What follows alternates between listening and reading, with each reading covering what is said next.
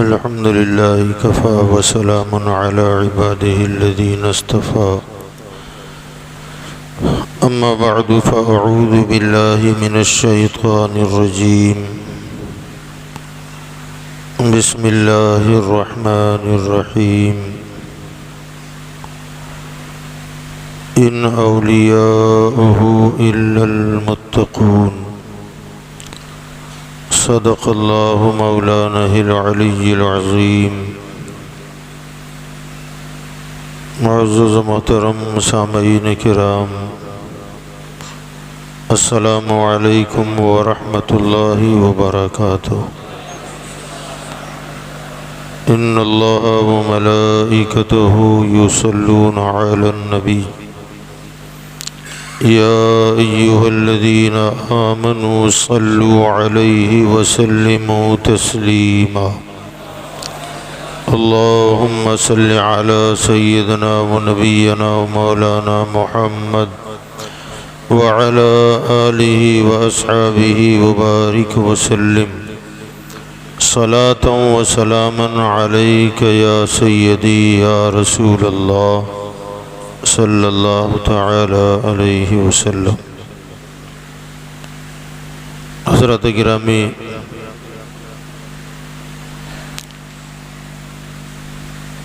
इस महीने में अल्लाह ताला की रहमतें भी खूब नाजिल हुई और इसी महीने में अल्लाह ताला का कहर व गज़ब भी बाज़ मकामात पे नाजिल हुआ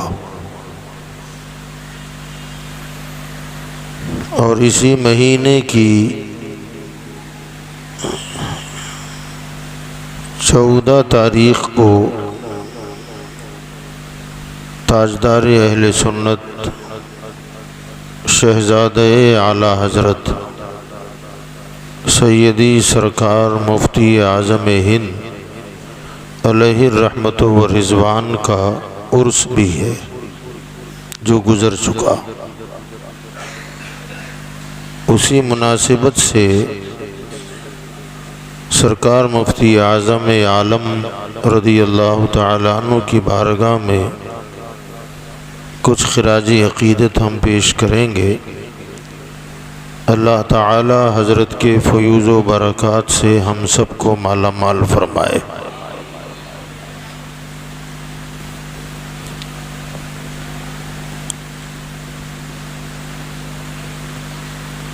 वली जो होता है, विलायत फ़ज़ल रब्बानी है।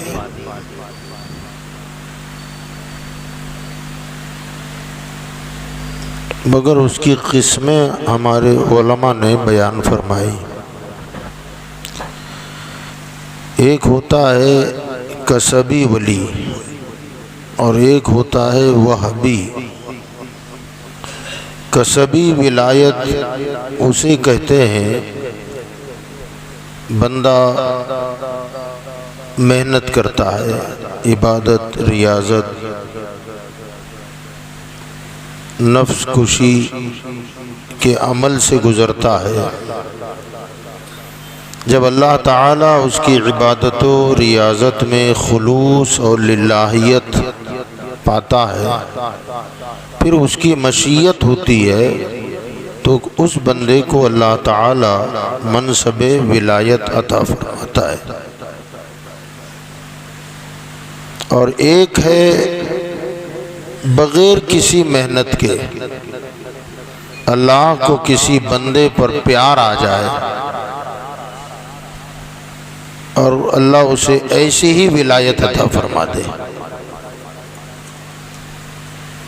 इसकी बहुत सारी मिसालें आपको मिल जाएगी, लेकिन दोनों तरीक़ों की विलायत में फ़ज़ल रब्बानी शामिल हाल होता है। तो एक है कसब के ज़रिए से, मेहनत मशक्क़त के ज़रिए, इबादत रियाजत करता है बंदा, अल्लाह उसे वली बना देता है। और कभी ऐसा होता है कि बंदा कुछ नहीं करता, किसी वली की नज़र पड़ जाती है और फिर वो बंदा, अल्लाह का जो वली है, वो चाहता है कि इसे कुछ मनसब मिल जाए, तो अल्लाह ताला अपने उस बंदे की ज़बान को टालता नहीं है, वो कुछ नहीं होता है उसे बना दिया जाता है। जैसे हुजूर गौसे आज़म की बारगाह में चोर आया, कौन सी इबादत की थी, कौन सी नफलें पड़ी थी, यक बयक सरकार बगदाद की नज़र हो गई और कुतुब बन गए। तो ऐसा भी होता है। तो ये दोनों विलायतों में ये है कि बंदा दुनिया में कदम रंजा होता है, फिर या तो किसी की नज़रे विलायत पड़ जाए और किसी को प्यार आ जाए, उसके प्यार को देखकर अल्लाह भी मोहब्बत करने लग जाए तो वली बन जाता है। कोई कसब करता है, मेहनत करता है, फिर अल्लाह मकाम विलायत अता फरमाता है। मगर इन दोनों सूरतों में यह है कि बंदा पहले पैदा होता है और फिर वली बनता है। एक दूसरी सूरत है विलायत की, वो ये है कि बंदा पैदा बाद में होता है, वली पहले बनता है। और वो कैटेगरी जो है कि बंदा वली पहले बने और पैदा बाद में हो, उस कैटेगरी में सरकार मुफ्ती आजम आते हैं। और औलिया पहले दुनिया में आए फिर वली बने, और हुजूर मुफ्ती आजम वो हैं जो पहले वली बने बाद में पैदा हुए। सरकार आला हजरत अजीमुल बरकत मुजद्दिदे दीन व मिल्लत अशाह इमाम अहमद रजा फाजिल बरेलवी रहमतुल्लाह ताला अलैह फरमाते हैं कि मैं माहरेरा मुताहरा में था, रात देर तक सैयदना सरकार अबुल हुसैन अहमद नूरी से कुछ इल्मी गुफ्तगू चलती रही। फिर हम अपने अपने कमरों में चले गए। मैंने ख्वाब देखा, ख्वाब ये देखा कि आसमान का चांद ज़मीन की तरफ आ रहा है और उसका जो हजम था, चांद का जो घेराव है, वो इतना बड़ा है कि ज़मीन से ज़्यादा बड़ा है।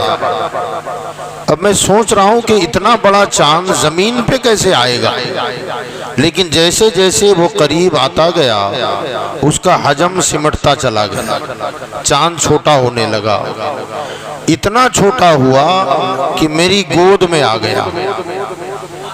मेरी आँख खुली तो जाहिर बात है कोई ऐसा अजीब व गरीब ख्वाब हम देखते हैं तो किसी बड़े से राब्ता करते हैं, मगर जब बड़ा ही ख्वाब देखे तो उसे किसके पास जाने की ज़रूरत है।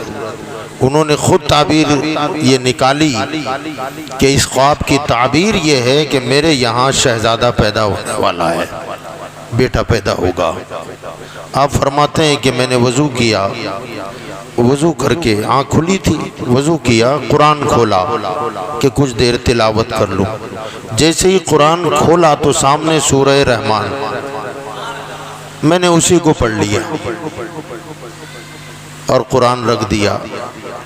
इरादा था कि सुबह फजर में जैसे ही जाऊंगा तो ये खबर खुशखबरी अबुल हुसैन अहमद नूरी रदी अल्लाह ताला अन्हु को दूंगा।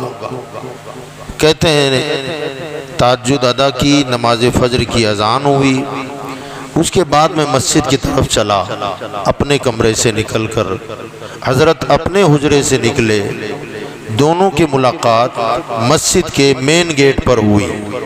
जैसे ही मेन गेट पर आए, इधर से मैं कहना चाहता था कि सरकार मुबारक हो, गुलाम ज़्यादा पैदा हुआ है। उससे पहले ही हजरत ने कह दिया मौलाना मुबारक हो, बेटा पैदा हुआ है। फरमाया जब बरेली आऊँगा तो उस बच्चे को ज़रूर देखूँगा। और फरमाया अभी तुम्हें मुबारकबाद दे रहा हूँ। दोनों ऊपर चढ़े, ऊपर चढ़ने वाली मस्जिद है, वहाँ इन्होंने देखा, नमाज हुई, अभी मुसल्ले पर ही थे हजरत ने मुड़ करके आला हजरत से फरमाया, मौलाना उस बच्चे के आप वली हैं, यानी आपका वो बेटा है, आप बाप हैं, अगर आप इजाज़त दें तो उसे मैं मुरीद बना लूं। हजरत ने फरमाया, हुजूर वो गुलाम ज़ादा है, मैं गुलाम हूँ, वो मेरा बेटा है, तो जाहिर बात है हम तो ख़ानदानी गुलाम हैं। का हुजूर जैसी मर्जी आपकी, गुलामी में ले लें, मुरीद बना लें। हजरत ने मुरीद बना लिया गायबाना। फरमाया जब आऊँगा बरेली तब बच्चे को देखूँगा। अब 6 महीने हुए, 6 महीने के बाद सरकार नूरी मियाँ बरेली आए। बरेली शरीफ आने के बाद फरमाया कि मौलाना बच्चा, आला हजरत अंदर गए, बच्चे को गोद में लिया और लाकर हजरत की गोद में दे दिया। हजरत ने उसे गौर से बच्चे को देखा और जुमले इरशाद फरमाया, ये बच्चा बरकात के एतबार से अबुल बरकात है, फनाइयत के एतबार से मुहियुद्दीन जीलानी है। इसका नाम अबुल बरकात मुहियुद्दीन जीलानी होना चाहिए। आला हज़रत फरमाते हैं कि मैंने जब ख्वाब देखकर कुरान खोला था तो सूरह रहमान मेरे सामने थी, तो मैंने आले रहमान, तो गोया बच्चे का नाम हुआ आले रहमान अबुल बरकात मुहियुद्दीन जीलानी। पुकारने के लिए नाम रखा गया मुस्तफ़ा रजा, और अकीका हुआ मोहम्मद नाम पर, अकीका मोहम्मद नाम पे हुआ। सरकार नूरी मियाँ ने बच्चे को गोद में लिया और फरमाया, मौलाना ये तो मादरजाद वली है, ये बच्चा मादरजाद वली है। फिर आपने बच्चे के मुंह में उंगली डाली और उंगलियां डाली तो बच्चा ऐसे चूसने लगा जैसे बच्चा माँ का दूध पीता है। अब उन उंगलियों से क्या निकला ये उंगली वाला जाने, और क्या बच्चे ने पिया ये पीने वाला बच्चा जाने। और उंगलियां काफी देर तक चुसाने के बाद हजरत ने फरमाया कि मेरे पास अपने बुजुर्गों की जितनी अमानतें हैं मैंने सब ये बच्चे को दे दिया है। सुभान अल्लाह। आप जरा गौर करें, मैं थोड़ा आपको दूसरी तरफ ले जाता हूँ। हजरत सैयदना ख्वाजा बाकी बिल्ला रहमतुल्लाह अलैह, ये शख्सियत हैं हजरत मुजद्दिद अल्फसानी के पीरो मुर्शिद अब्दुल बाकी इनका नाम है। ख्वाजा बाकी बिल्ला से मशहूर है, दिल्ली में इनका मज़ार है। बड़े पहुंची हुई शख्सियत। एक मर्तबा आपकी खानकाह में रात देर से कुछ मेहमान आए तो रोड से गुजर रहे थे, उसी रोड पर खाने की होटल थी। तो होटल वाले ने देखा कि ये मेहमान शायद बाकी बिल्ला के यहाँ खानका पे जा रहे हैं, रात देर हो गई, चूल्हे बुझ गए होंगे, लंगर खत्म हो गया होगा, इन मेहमानों के खाने का इंतजाम करना पड़ेगा, हजरत को तकलीफ हो जाएगी। तो उसने अपने नौकरों से कहा कि खाना है, तो उन्होंने कहा खाना तो है बचा हुआ, तो कहा गरम करो।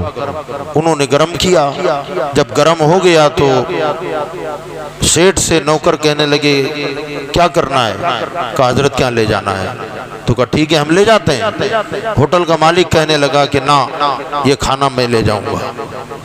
खाने की पतीलियां उसने अपने सर पे रखी और रख करके जल्दी जल्दी खानका पहुंचा। जैसे ही खानका में पहुंचा सर पे पतीले रखे हुए हैं, हजरत ख्वाजा बाकी बिल्ला ने देखा, फरमाया नान भाई क्या लाए हो, तो कहा हुजूर अभी मेहमान आपकी खानका में आए तो मेरे दिल में आया कि आपको तकलीफ होगी, खाना था मैं खुद लेके आ गया। हजरत ने फरमाया नान भाई तूने फकीर को खुश कर दिया यार, फकीर को राजी कर दिया है। कहा हुजूर यही मकसद से आया था। फरमाया फकीर खुश हो गया, मांग क्या मांगता है? हजरत जो मांगूंगा मिल जाएगा। फरमाया फकीर की जबान से निकल गया है, मांग क्या मांगता है? क्या अल्लाह वालों की शान होती है। कहा मांग क्या मांगता है? कहा हुजूर वादा। तो कहा बिल्कुल वादा है, तू जो मांगेगा अता कर दिया जाएगा। अब वो भी सुलझा हुआ आदमी था, कहने लगा हुजूर वादा हो गया है, मांगता हूं। कहा मांग क्या मांगता है? कहा इतना कर दें मुझे अपने जैसा बना दें। तवज्जो आपकी, मुझे अपना जैसा बना दे। हजरत रुक गए। फरमाया ओ नान भाई होश कर, क्या मांग लिया? कहा हुजूर वादा कर चुके हैं आपने कह दिया जो मांगूंगा मैं दे देंगे आप। कहा मैं देने से इनकार नहीं कर रहा हूं, मैं अपनी जबान पे कायम हूं, मगर सोच सवाल क्या कर दिया? चीज बड़ी है बर्तन छोटा है, मुझे देने में हर्ज नहीं है। जो घूंट घूंट पी पी कर, घूंट घूंट पी कर होता है ना, नशा चढ़ाता है आदमी, एकदम से कभी जिंदगी में न पिया और 2-4 बोतल पिला दो उसको तो क्या हालत हो जाएगी। हाँ, ये तो दुनिया की शराब है, हराम है, मगर एक शराब मोहब्बत की है जो मदीना से आती है, इश्क की शराब है वो। सरकार हुज्जतुल इस्लाम फरमाते हैं, अल्लामा हामिद रजा आला हज़रत के बड़े बेटे, पी के पिला के मैं कशो कुछ तो बची कुची ही दो, पी के पिला के मैं कशो कुछ तो बची कुची ही दो, कतरा दो कतरा ही सही कुछ तो बराए नाम दो, कुछ तो बराए नाम दो। तो इब्तिदा होती है तो थोड़ा कम से हो ना। फरमाया कि चीज बड़ी मांग ली, बर्तन छोटा है, मैंने बरसों में जो पिया है और तू एकदम चढ़ा लेना चाहता है, कब परेशान हो जाएगा। का हुजूर मेरा मुकद्दर है, जो होगा देखा जाएगा। हजरत ने फरमाया गौर कर ले। कहा कर लिया है। हजरत ने हाथ पकड़ा, हुजरे में ले गए, तवज्जे डाली। जब तवज्जे डाली तो हाल ये हुआ कि कमरे के बाहर जब निकले दोनों, खानका में मौजूद लोगों का बयान है, पता ही नहीं चलता था कि बाकी बिल्ला कौन है, होटल वाला कौन है। सब लोग परेशान थे कि गए तो थे नान भाई और हजरत बाकी बिल्ला, बाहर निकले तो दोनों बातिन ने जाहिर भी बदल दिया था, चेहरा भी हजरत जैसा हो गया था। बस फर्क था तो इतना कि बाकी बिल्ला होश में थे, नान भाई बेहोश था। हजरत ने सहारा देकर लाया और जमीन पे डाल दिया। 3 दिन बंदा बेहोश रहा, तीसरे दिन शाम को मौत वाक़ई हो गई, मर गया। हजरत ने फरमाया एकदम चढ़ा लिया ना, बर्दाश्त नहीं कर सका, बरसों में जो चीज मैंने हासिल की है वो एक बैक ले लिया। हाल ये हुआ, उसकी तफसील में जाना नहीं है, बस इतना ही मुझे बताना था, बताना ही चाहता हूँ। 45-50 साल का नान भाई खाली तवज्जे डाली, बर्दाश्त न कर सका, मौत के घाट उतर गया, बर्दाश्त न कर सका, शहीद इश्क हो गया। 45-50 साल का आदमी एक अल्लाह के वली की तवज्जे बर्दाश्त न कर सका। मुफ्ती आजम तेरी अजमतों के कुर्बान जाऊं, 6 महीने का है और अपने वक्त का कुतुब उंगलियां डालकर एक बैक सब दे रहा है। नान भाई बर्दाश्त न कर सका, शहजादा आला हज़रत सब बर्दाश्त कर गया।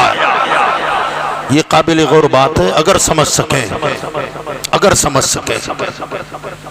45-50 साल का आदमी जिसे बर्दाश्त ना कर सका, बोझ ना उठा सका, मुफ्ती आजम 6 महीने की उम्र में सब कुछ पीते जा रहे हैं, पीते जा रहे हैं, और इतना कुछ पी लिया, 6 महीने में सब संभाल लिया।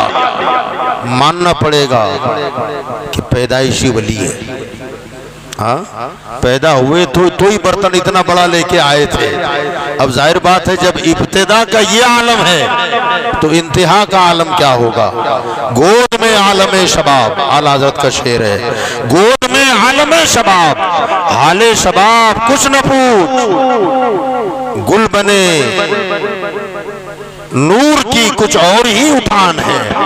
फरमाया जब गोद में ये आलम है तो फिर जवानी और फिर बुढ़ापा, उस वक्त हजरत के विलायत के मकाम का आलम कितना बुलंद हो गया होगा। फरमाते हैं जब थोड़े से बड़े हुए तो इब्तिदा में इब्तिदाई तालीम आला हजरत ने हुज्जतुल इस्लाम से दिलवाई, यानी बड़े बेटे से, सरकार मुफ्ती आजम में और आला हजरत के बड़े बेटे अल्लामा हामिद रजा में उम्र के एतबार से तकरीबन 18 साल का फर्क है। कितने? बड़ा भाई 18 साल बड़ा है, छोटे भाई 18 साल छोटे हैं। बहरहाल फरमाया कि मेरी मसरूफियत तुम जानते हो, बच्चे को अपने भाई को पढ़ाओ। उन्होंने पढ़ाया। उसके बाद मंजर इस्लाम में दो जलीलुल क़द्र उलमा थे, एक हैं हजरत अल्लामा रहम इलाही साहब मंगलूरी रहमतुल्लाह अलैह, और एक हैं हजरत अल्लामा बशीर अहमद साहब अलीगढ़ के थे। इन दोनों को आला हजरत ने बुलाया और फरमाया मेरे बेटे के तालीम की जिम्मेदारी तुम्हारी, इसे पढ़ाओ। खुश हो गए। दौर चला तालीम का। हजरत अल्लामा बशीर अहमद साहब फरमाते हैं कि एक दिन मदरसा छुट्टी हो चुकी थी, मैं मस्जिद में दाखिल हुआ तो शहजादे आला हजरत 12-13 साल के, 12 साल की शायद उम्र रही होगी या उससे भी कम, तो वो बैठे मस्जिद में, हाथ में किताब है और किताब बंद है, किताब बंद है, बंद किताब को देख रहे हैं। अब उस्ताद पीछे से आए, का अजीब बच्चा है, ये वक्त को बर्बाद करना है, बंद किताब को टुकटुकी बांधे देख रहे हैं, खोल के पढ़ते तो फायदा होता। जैसे ही हजरत ने उस्ताद को देखा तो सलाम किया, खड़े हो गए। हजरत ने फरमाया शहजादे क्या कर रहे हैं आप, आपको वक्त बर्बाद करना जेब देता है? वो तो कोई और बच्चे होते हैं जो खेल कूद में वक्त बर्बाद करें। कहा हुजूर मैंने वक्त कब बर्बाद किया? कहा बंद किताब देख रहे हैं आप, मैं कब से देख रहा हूँ, खोलते तो पढ़ते कुछ ना कुछ फायदा होता और बंद किताब को देखे जा रहे हैं। तो हजरत ने उस बचपन में कहा था कि हजरत बात यह है कि मैं ये देखना चाहता था कि जैसे खोलकर किताब पढ़ी जा सकती है ऐसे बंद पढ़ी जा सकती है कि नहीं। उस्ताद कहते हैं मैं चौंक गया। मैंने कहा शहजादे किस नतीजे पर पहुंचे? तो कहा अल्हम्दुलिल्लाह, पढ़ने के लिए किताब खोलने की जरूरत ही नहीं है। का जैसे खुली किताब पढ़ी जा सकती है ऐसे बंद भी पढ़ी जा सकती है। हजरत ने कहा कि शहजादे तुम्हें ऐसा होना भी चाहिए कि मुजद्दिदे वक्त के शहजादे जो हैं।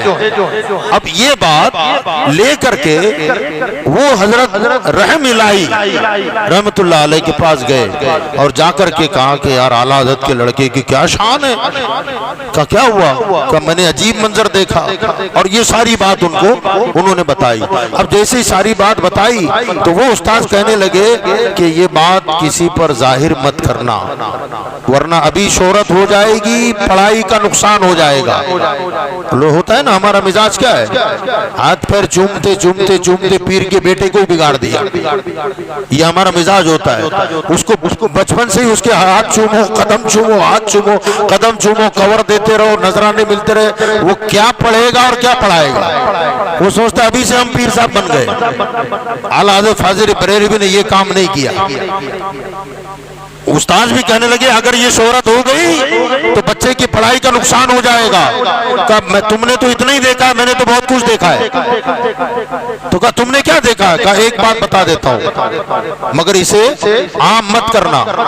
कहा ठीक है। तो वो कहने लगे कि मेरा अपना छोटा बेटा बीमार था, पूरी रात हमने जाग कर गुजारी। सुबह जब मदरसे का टाइम हुआ तो बच्चे की हालत बिगड़ रही थी, मगर तलबा का नुकसान न हो पढ़ाई का, इस वजह से मैं बच्चे को उसी हाल में छोड़कर मदरसा आ गया। रहमतुल्लाह साहब फरमाते हैं अल्लाह उनके नक्श कदम पर हमको भी चलने की तौफीक अता फरमाए। एक तालीम का ज़ौक़ देखें आप, बच्चों को पढ़ाने की जुस्तजू देखें। बहरहाल कहते हैं बच्चे को मैंने उसी हाल में छोड़ा और मदरसा आ गया, लेकिन तबीयत में शगुफ्तगी जिस अंदाज से मैं पढ़ाता था वो सुकून नहीं था।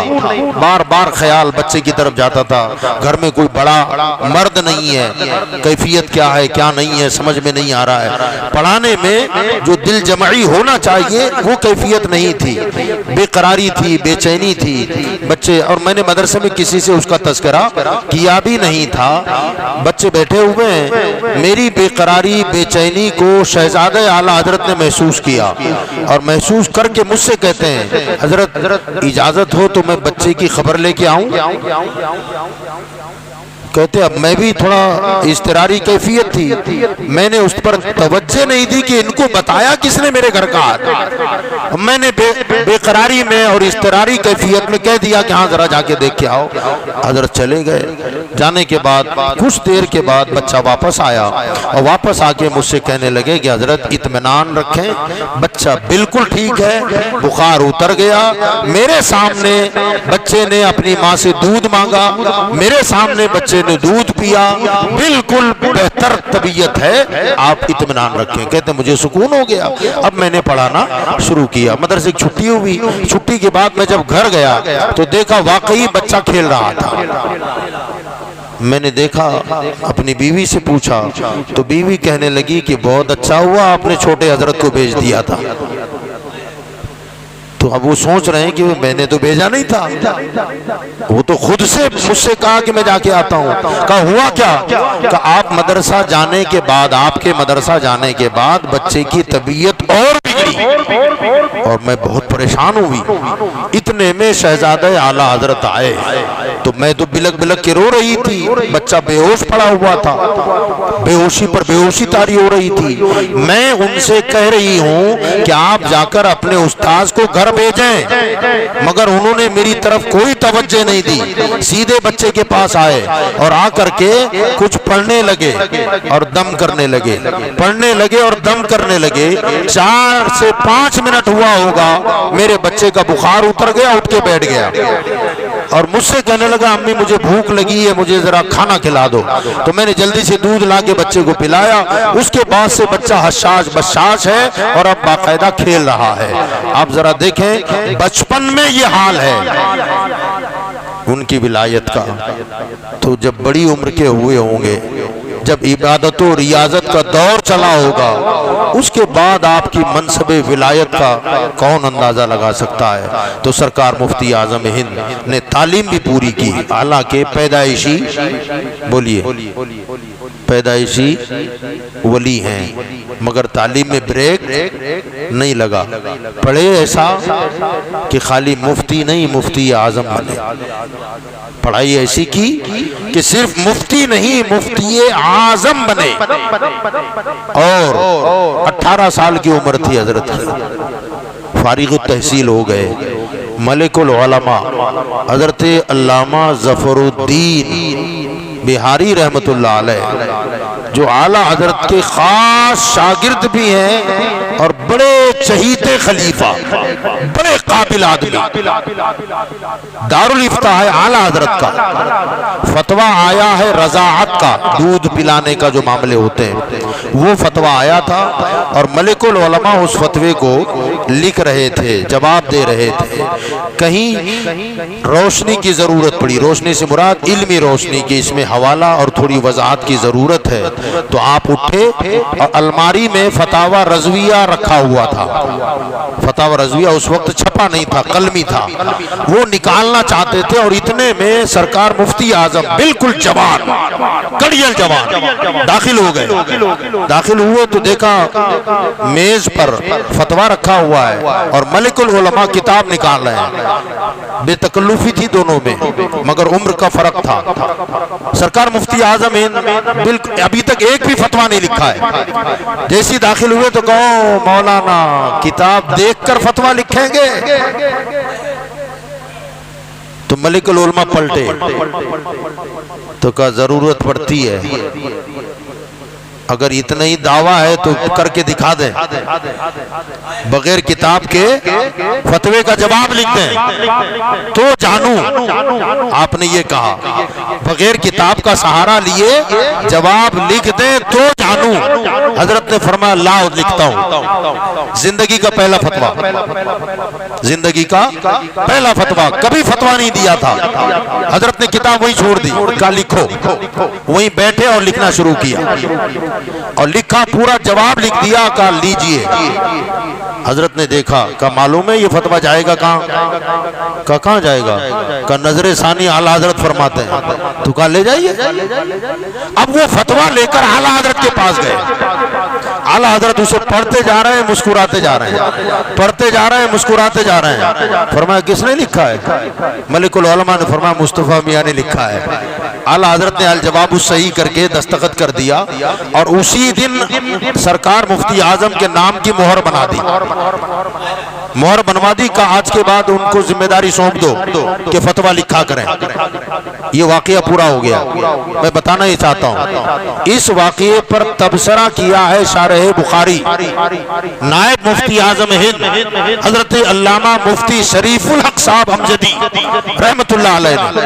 वो फरमाते हैं कि आला हजरत ने पूरा फतवा बिल्कुल नो आमोज मुफ्ती का, जिंदगी का पहला फतवा लिखने वाला बंदा, और आला हजरत के सामने गया।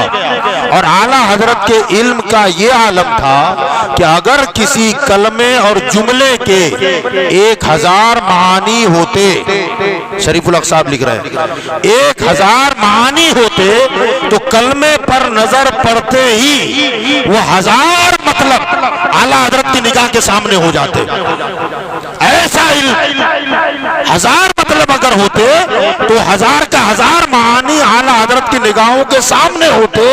हैरत की बात है कि जिंदगी का पहला फतवा लिखने वाले मुफ्ती का आया है, मगर पूरे फतवे में आला हजरत को कहीं कलम रखने की जरूरत ही नहीं पड़ी, इस्लाह की जरूरत नहीं पड़ी। अब आगे लिखते हैं, फरमाते हैं कि सरकार मुफ्ती आजम जैसे पैदाइशी वली हैं, मैं कहता हूं कि वो पैदाइशी मुफ्ती आजम भी हैं।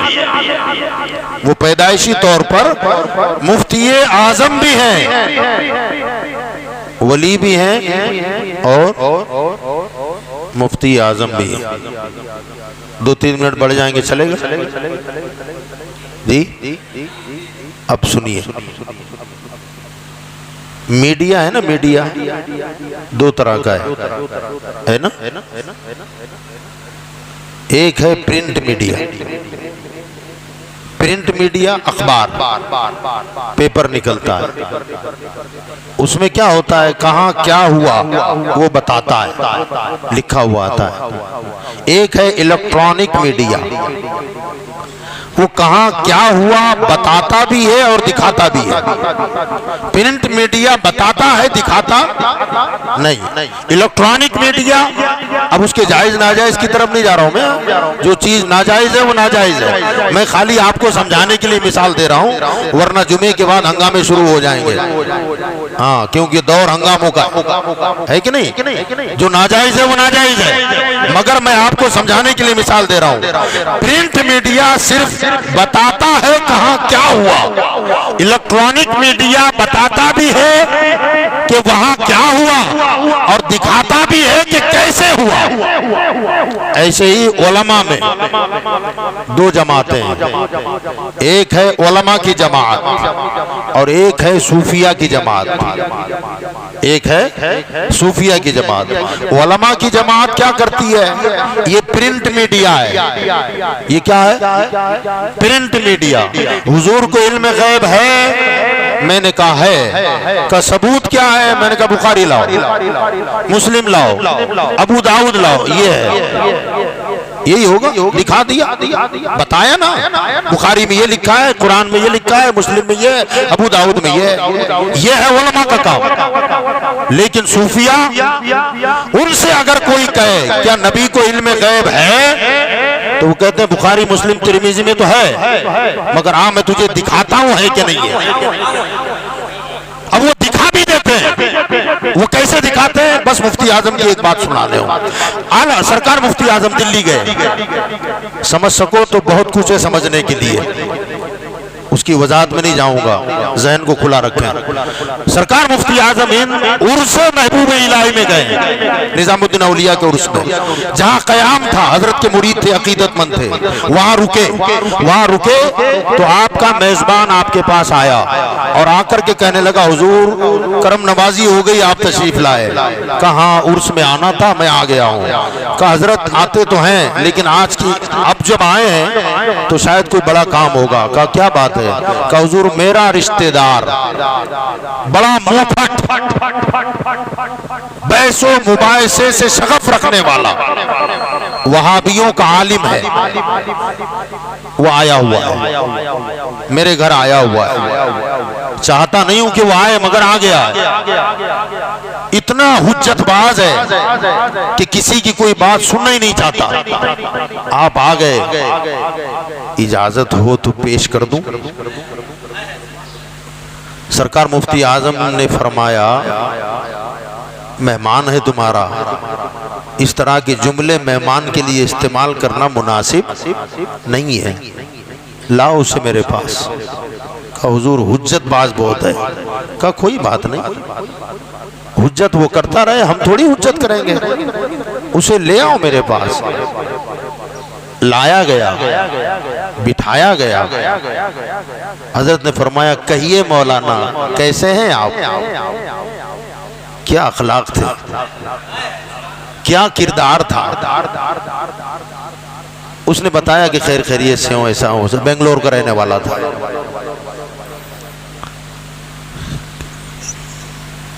इल्म गैब रसूल पर उसने बहस छेड़ दी। क्या नबी को इल्म गैब था? हजरत ने फरमाया बेशक इल्म गैब था, अल्लाह ने दिया है और है, खाली था नहीं बल्कि है। तो वो कहने लगा कि ना, अल्लाह के सिवा किसी को इल्म गैब है ही नहीं। तो हजरत ने फरमाया भाई दलील दें आप। तो उसने दलील देना शुरू किया, तकरीबन 1.25 घंटा सिर्फ इस बात पर दलीलें देने लगा कि अल्लाह के रसूल को इल्म गैब नहीं है। दे देकर 1.25 घंटे के आसपास पूरा लेक्चर कर दिया। अब तो मानेंगे? सरकार मुफ्ती आजम ने फरमाया और भी कुछ बचा हो तो सुना दें। उसने फिर 15-20 मिनट और तकरीर कर डाली। फिर सरकार मुफ्ती आजम ने फरमाया मौलाना मैं कुछ कहूं? बात समझ रहे हैं? मैं भी कुछ कहूं? अंदाज हो तो ऐसा हो यार, क्या अछूता अंदाज है, पत्थर पिघल जाए यार। का मौलाना इजाजत हो तो मैं कुछ कहूं? तो कहा मुझे मालूम है आप क्या कहेंगे, तुम्हारी सारी दलीलें मुझे मालूम है, कौन सी हदीस लाओगे, कौन सी कुरान की आयत पढ़ोगे, कहां से लाओगे और उसकी तशरीह क्या करोगे, सब मालूम है, कुछ सुनाने की जरूरत नहीं है। सरकार मुफ्ती आजम ने फरमाया 1.5 घंटे से मैं सुन रहा हूं, मेरी कुछ तो सुन। तो कहा सुनाइए, मजबूरन का सुनाइए, क्या सुनाते हैं? सरकार मुफ्ती आजम ने फरमाया मौलाना बेवा माँ के जवान बेटे पर हुकूक क्या आते हैं? तो वो कहने लगा ये कौन सी बहस छेड़ दी आपने, बहस इल्म गैब की हो रही है और आप पूछ रहे बेवा माँ के हुकूक जवान बेटे पर क्या है, ये क्या बेतुकी बात है? हजरत ने फरमाया तू इतनी देर बोला, मैं कुछ बोला? का बीच में टोक क्यों रहा है, मैं जितना पूछ रहा हूं उतना बोल। तो कहा यार ये ये मेरे मौजू से बात लगी बंदी है ही नहीं, मैं ऐसे बेतुके सवाल का जवाब नहीं देता। हजरत ने फिर बात पलटी, फरमाया अपाहिज बेटे को भीख मांगता हुआ रोड पे छोड़ के भाग जाना, इस पर शरीयत का हुक्म क्या है? वो कहने का फिर गैर जरूरी बात, तो किसी का कर्जा लेकर रुपोश हो जाना, क्या ये दुरुस्त है? वो का फिर बेतुकी बात। फिर हजरत ने फरमाया किसी से हज्जे बदल का पैसा लेकर हज को न जाना और दिल्ली आके बैठ जाना, ये दुरुस्त है? बस ऐसा सुनना था कि वो कदम पकड़ के बैठ गया, का हुजूर में जान गया कि अल्लाह के रसूल दिल में गैब है। वो घर वाले की भी आंख फटी के फटी रह गई। कहा ये क्या हो गया?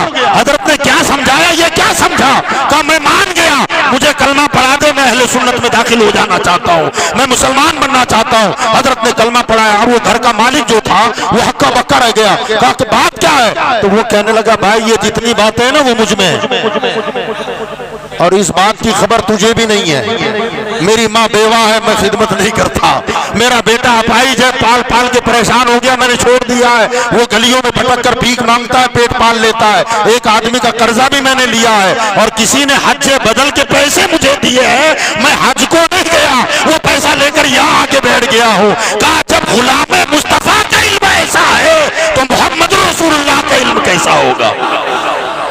तो ये है इलेक्ट्रॉनिक मीडिया वाले। अभी तक जितनों से पाला पड़ा था सब प्रिंट वाले थे, किताबें खोल के दिखाने वाले, और ये प्रिंट भी है इलेक्ट्रॉनिक भी है। कैसे हुआ ये बताते भी हैं और फिर जरूरत पड़ती है तो दिखाते भी हैं कि ऐसा है। आलिम्स के पास जाते तो बुखारी में है इल्म गैब है, मुस्लिम में है इल्म गैब है, और कैसा है मुफ्ती आजम ने दिखा दिया।